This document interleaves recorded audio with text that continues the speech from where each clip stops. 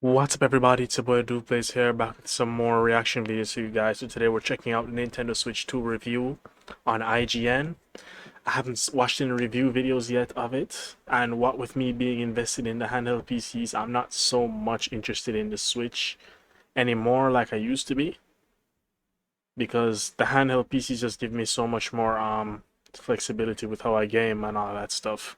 But before we get into this, don't forget to comment, like, share, subscribe, turn on post notifications, all that good stuff. They'll be in the description. My TikTok, Instagram, and Discord, so I can get more views, likes, shares, comments, subscriptions, some clout, some fame, some money, so I can stop living this shit existence of being a nobody. With that being said, let's get into it. I'll be eating during this as well. Some Schweppes and some barbecue pizza. Over the last 8 years, the Nintendo Switch has become one of the most successful and influential consoles of all time, as well as a staple of my regular gaming rotation both on the couch and while traveling. But over that time, its aging innards have also become steadily more distracting. That's why it's such a relief that the Nintendo Switch 2 has magnetically snapped into our hands at long last, giving struggling games a much-needed shot in the arm, and opening the door for a whole new generation of third-party support. At the same time, apart from a creative new mouse control option that's more functional than it is comfortable, this sequel system doesn't provide many of its own reasons to upgrade at the moment beyond bringing its out-of-date predecessor into the modern age. And it's charging a substantial premium to do that. I wouldn't call 450 a substantial premium. I wouldn't call it that at all. It's been 10 years. Cost of tech is going up. 450 for a console that's 10 times more powerful than the original is pretty good. Even though the original was severely underpowered, but what sucks is the prices Nintendo is charging for games. That's what sucks.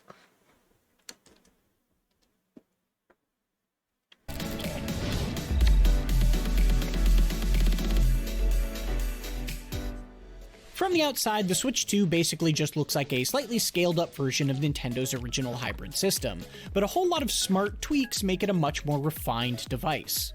For example, the new kickstand similar to that of the OLED Switch is far more robust and versatile, and a second USB port on the top means you can finally charge while playing in tabletop mode. But the biggest change, of course, is the new magnetic attachment system for its Joy-Con controllers. This replacement for the original slide-on rails is genuinely fantastic, letting you satisfyingly snap them on and off with greater ease while feeling entirely sturdy and secure when you want them to be. It's the kind of improvement that makes it hard to ever want to go back. However, we have now covered pretty much all of the major physical differences between the two systems, which I do think is a missed opportunity. Most notably, it's disappointing that the Joy-Con themselves didn't get a more thoughtful redesign. As much as I really love the convenience of being able to use them detached with my arms relaxed at my sides, the button layout has always felt a bit cramped and For sure. That's always going to be an issue with that. I can't think of how they would be able to design it better though. But it should be slightly less worse than the original, given that the Joy-Con is bigger now. Here hasn't been taken advantage of to make that any better. After using the substantially more ergonomic Steam Deck for the past 3 years, the reused design of these small, flat controllers now sticks out like a sore thumb, quite literally sometimes.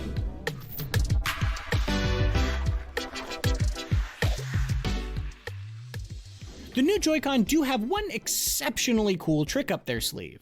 You can pop one off and use it like a computer mouse. While there are a few big caveats I'll get into, the good news is that this tech really works. Well enough, in fact, that it could be every bit the game changer I was hoping for. It's not going to rival the precision of a high-quality PC gaming setup or anything, but it's more than accurate enough for your average player, and blows the lid off of what kinds of games can be conveniently played at your couch or on the go. The first time I plopped onto my sofa, propped my Switch 2 on my legs, and started casually playing Civilization 7 with all the same precision of sitting at my desk, something clicked. That same feeling came back when I set up on a table at an outdoor coffee shop and played Cyberpunk 2077 with the wide arm of a wooden recliner chair as my mouse pad. Those weren't perfect experiences, but the issues often felt more like software or implementation problems rather than the fault of the tech itself. This is truly the killer feature that sets the Switch 2 apart from any other game system available today. Okay, so what's the catch? Well, much like using a single sideways Joy-Con on its own, it feels as though Nintendo designed the shape of this controller with the assumption that nobody would ever actually use it this way, and in doing so, ensured few would ever want to. Mice are shaped the way they are for a good reason, supporting your hand in specific spots and reducing strain wherever they can. And the ergonomics of how your arm is positioned while sitting are important for that as well. In contrast, the Joy-Con 2 is a candy bar with triggers, used in whatever position provides a flat enough surface. And there isn't really a comfortable way to hold it that stays comfortable over long sessions. The first time I played Cyberpunk with mouse controls for more than 2 hours in a row, I was still feeling the strain in my hand the next day. Playing Civ for just 45 minutes while reclined on the couch inflamed a tendinitis issue in my forearm that had been gone for 3 years. I even 3D printed a mouse-shaped Joy-Con shell to ease the hand strain. That's so amazing. That's the first time I'm seeing that. Anything I find that so interesting. To solve the ergonomics of how you have to hold your arm, especially if you're playing with the mouse on your thigh as Nintendo over-ambitiously recommends. The end result is an extremely innovative idea that I'm as excited about as I am anxious to use more. Mouse controls work just fine in short bursts or to navigate menus, and I'm very glad Nintendo took this swing. The potential is there, but the ergonomics are so uncomfortable in most practical scenarios that I'm not sure I'll look to play any big games this way for prolonged sessions in the future, which is a real bummer.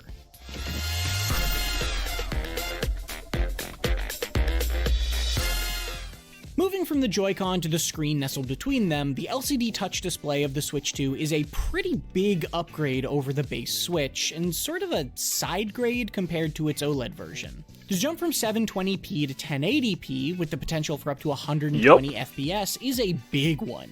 That shouldn't be understated. But the move back to LCD does mean the screen doesn't perform quite as well outdoors and on the go compared to an OLED Switch. It's still a decent screen with pretty solid speakers to accompany it, and I was able to play Mario Kart on a sunny day in the park with no visibility problems. But a darker game like Cyberpunk was basically impossible to make out at times.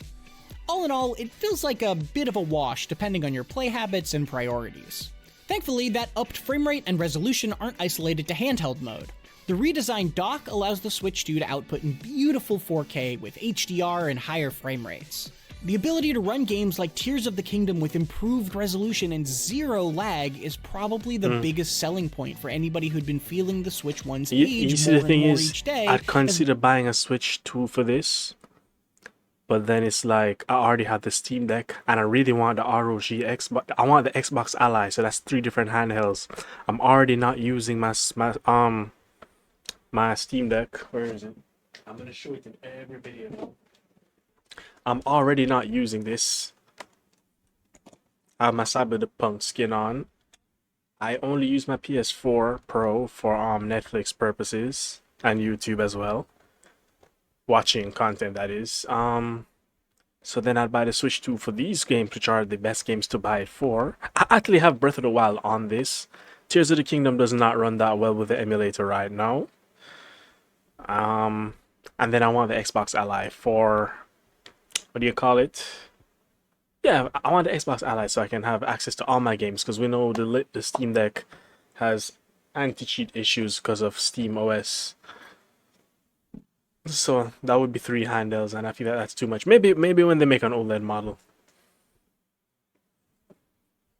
We all cried out point for anybody who'd been feeling the Switch 1's age more and more each day, as we all cried out for the Switch Pro that never came. If you've only ever gamed on the original Switch in the last 8 years, the upgrade being offered here is as it should be. Substantial. The free updates and paid Switch 2 editions that have been released for many existing games make them look better, load a whole lot faster, and run the way it feels like they were always meant to. That backwards compatibility support is really great. It's also easy to see just how much of a jump has been made here when you compare the games of one developer, CD Projekt Red.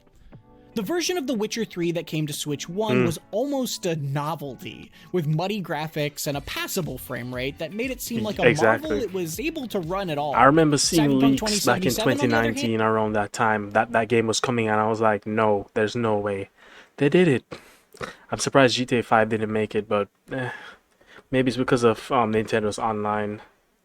Because it wouldn't, well, I don't know. It doesn't matter. We have new handhelds that can do that now. And runs more than respectably on Switch 2.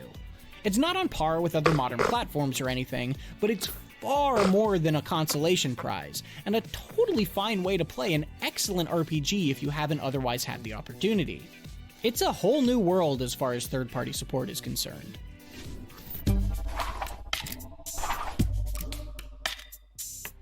That all said, if you have gamed on devices besides the Switch 1 since 2017, the technical upgrade here is not exactly what I would call exciting in the larger scheme of things. The Switch 2 is Nintendo playing catch-up, and things like HDR and 4K haven't been thrilling new features for over half a decade.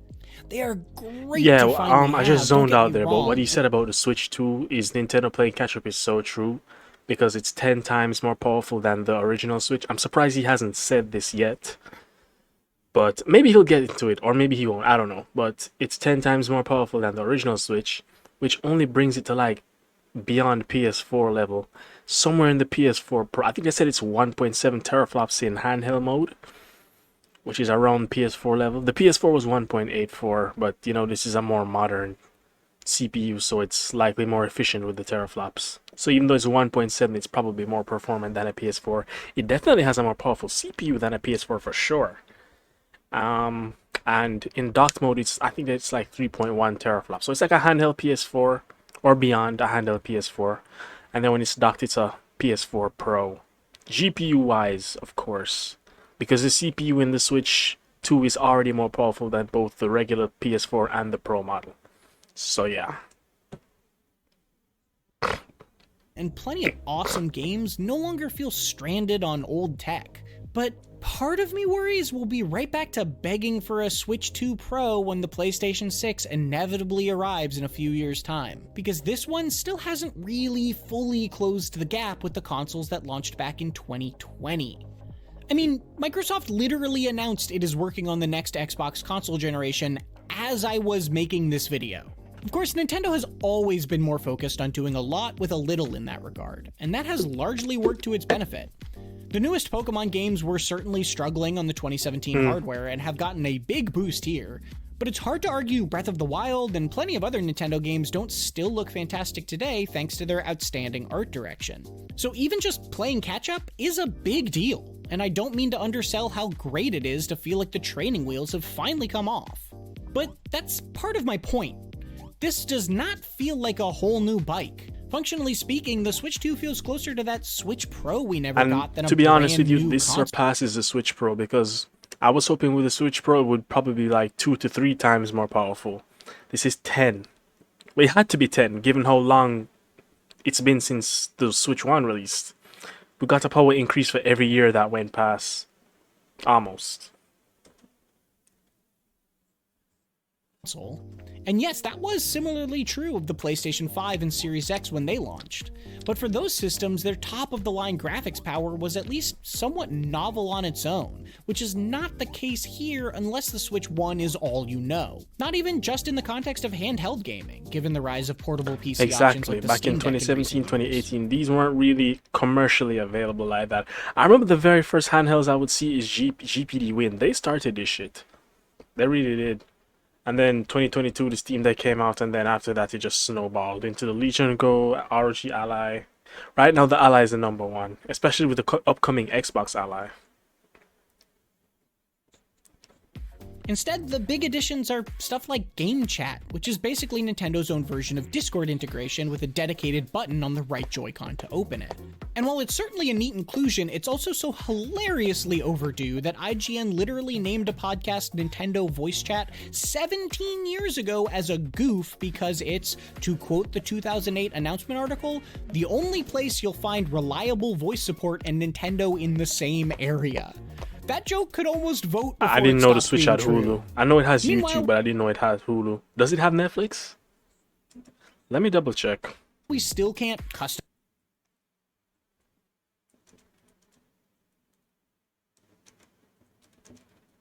Imagine watching Netflix on your Nintendo Switch.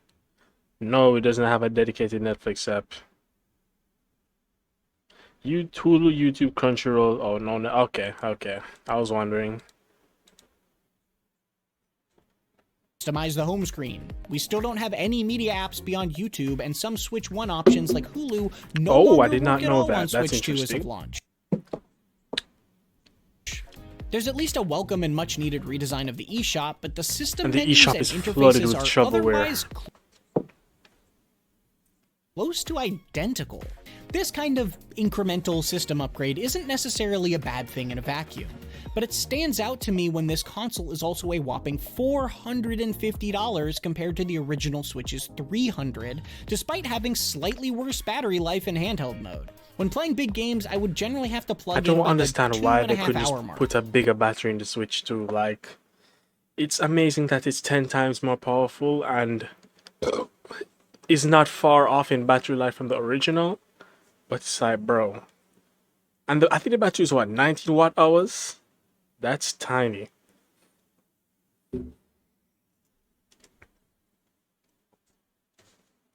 Pair that with only a single launch exclusive worth playing, and apart from revisiting games I've already beaten at a only a single launch exclusive worth playing, and apart from revisiting games I've already beaten at a resolution and frame rate I've been used to seeing elsewhere for half a decade, there's just not that much that's got me actively excited to actually play my Switch 2 at the moment. I'm sure that will change when we get Donkey Kong Bonanza next month and a few other new games down the line. But for now, this launch feels a little subdued.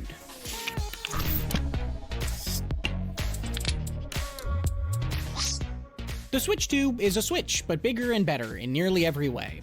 With all of its Bro, you know what successes made and it most so of its faults perfect? account- It's with an OLED screen. I've said this to death many times. And if it had the OLED Switch kickstand. for.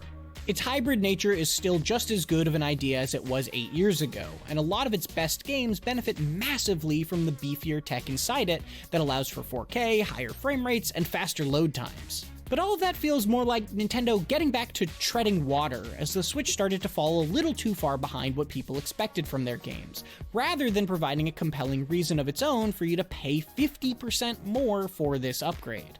The new Joy-Con take an impressively creative swing at giving you that reason, but while its innovative mouse controls are a game changer on paper, they're so ergonomically uncomfortable to use in practice that I can still feel the strain in my arm as I record this. The end result is a console I really like for all the same reasons I loved the original Switch, but one that's also left me strangely underwhelmed. It's a step up that's vital if the Switch 1 is the only way to play games you have access to, but currently feels about as exciting as a long overdue phone upgrade for anyone with other options. A 7 out of 10, huh? Wow, this Charmin Ultra Soft Smooth Tear has wavy edges. The tear's so much better. Charmin Ultra Soft Smooth Tear has wavy perforations that tear so much better. For a smooth, more enjoyable I need to remember to turn my Tech ad block Reviews on editor after Michael this. Hyam here, and oh, how the tables have turned because now I am talking to Tom Marks, Executive Reviews Editor, and you just watched his Switch 2 review. But here we're going to give a little behind the scenes of the review process and, you know, Tom's kind of thoughts as I could he just was end it here, but I'll reviewing let it the play out. console. And he's no stranger to this process, though. You know, he re-reviewed the Switch in 2018, I believe, and reviewed the Switch Lite and did high-profile releases like Tears of the Kingdom. But we have a unique situation here because no one really got a Switch 2 in advance, and so the review process does change, and it's kind of a unique situation we had here. So can you give a little context on how you handled that situation? It's a bit terrifying and a bit freeing at the same time, right? Everyone sort of knows what this thing is, and you also get the benefit of, like, if issues are cropping up right away, I'm not going to be able to find that in a week with pre-launch access, but you know, the world will find it very quickly. So we get that side of things is very good. But the flip of it is, you know, we are rushing a little bit to try to tell you guys what we think about it, and, you know, tell you what the good and the bad and my experience with it. And I think that's what it really boils down to, is we have to just sort of take it a day at a time and figure out what this thing is like to live with, right? And what is it like to spend time with? And we're all figuring that out sort of at the same time, but I can only speak from my experience. And it becomes this balance of not wanting to rush, not wanting to just get the review out because we wanted to get the review out. Like, my target, to be fully transparent, was to actually get a review last Friday up.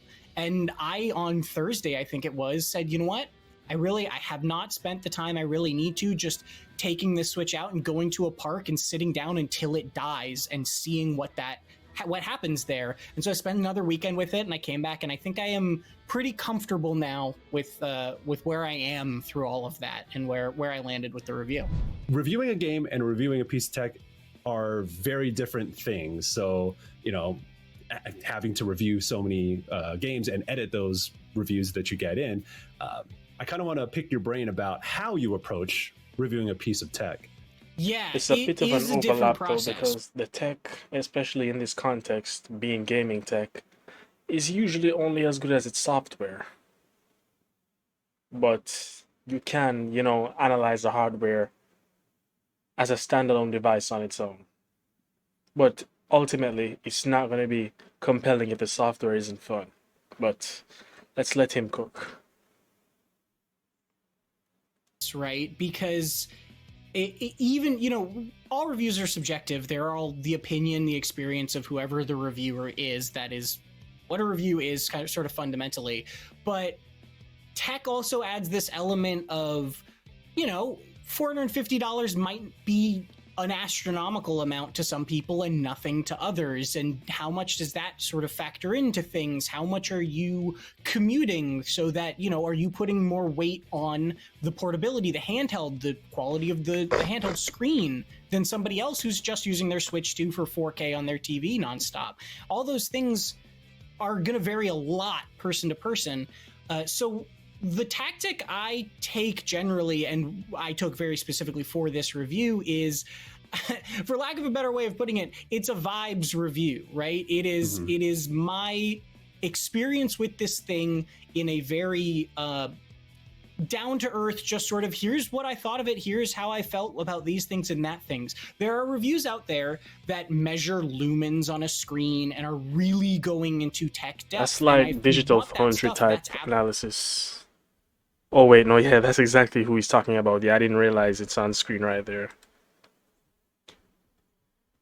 There it is. Great. Digital Foundry obviously is a wonderful resource for stuff like that exists and can exist alongside something like this review, which is really just more meant to be, hey, you know, I really went hard spending time with this thing, and here is what I found out, and here's how I feel about it at the end of that 2 weeks. So that's very different from a game, especially because there's not a finish line. You know, this is also why for most of our major console reviews, we will do re-reviews in a year or two down the line. We did this with the PS5, we did this with the Series X, I did it in 2018 with the base Switch, and I wouldn't be surprised if, you know, in 2026, 2027, we come back and we look at the Switch 2 and we say, okay, how did some of the problems that I had at this point in 2025 hold up? How did they get fixed? Did patches come through? Were some of those ungrounded ultimately? You know, you're going to be spending a lot of time with this piece of hardware across a lot of different experiences,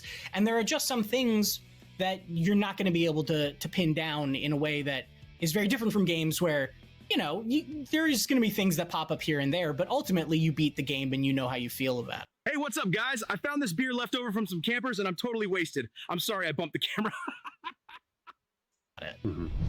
What do you want to see in the Switch 2's future now that you've kind of wrapped your head around your experience on the launch window? You know, it's hard because a lot of the things that I wish it did differently are hardware related. I wish, you know, I talked about this in the review, that I wish they updated the Joy-Con to be more ergonomic, have a slightly different layout. And that's not something, you know, they could make a new Joy-Con that straps on, but if the Switch 1 is any indication, they're not really interested in doing that. And so I guess my hope going forward I'm not even is... sure what design they could even do off the top of my head to make it more ergonomic. I can't think of anything. I really can't. So I guess my hope going forward is mostly built around mouse controls, and mostly, you know, I made the joke in my written review of if they made a mouse con, if they made a, you know, in the same way that there's a Pro controller, a specific sort of thing that acts like a Joy-Con, but really looks like a mouse and functions like a mouse and has buttons on your thumb that are comfortable to use like a gaming mouse, I would buy that in a heartbeat. And I think that's where a lot of my hopes for this system lie, is the most potential for what is here is in that mouse support. And I would love to see them do whatever they can to help it flourish beyond gimmicky little mini games. I think if mouse controls ends up just being gimmicky mini games for the foreseeable future and for the life of the Switch 2, that is a huge missed opportunity for what this tech is offering. And I think probably what we'll end up seeing is the next generation of Steam Deck and handheld gaming PCs will go, oh, that's a really good idea, and run with it in the way that handheld gaming PCs were inspired by the original Switch. So I just hope that Nintendo doesn't fumble that ball. And, you know, the software stuff is sort of secondary to that, and we'll see. Mm-hmm. Anything else you want to add before I let you go? You know, I just want to express I love this device. It's weird to review a device that you really love using, but then are also disappointed by, right? It's a nuanced thing. And I think that goes forward to what you were saying about we're not going to know fully what lies ahead for this thing. And, you know, nobody saw Joy-Con drift in the original reviews of the Switch. That was a thing that developed over months, and, you know, sometimes not very many months, but we don't know if that problem is solved, and we will never know if that problem is solved within this short review window.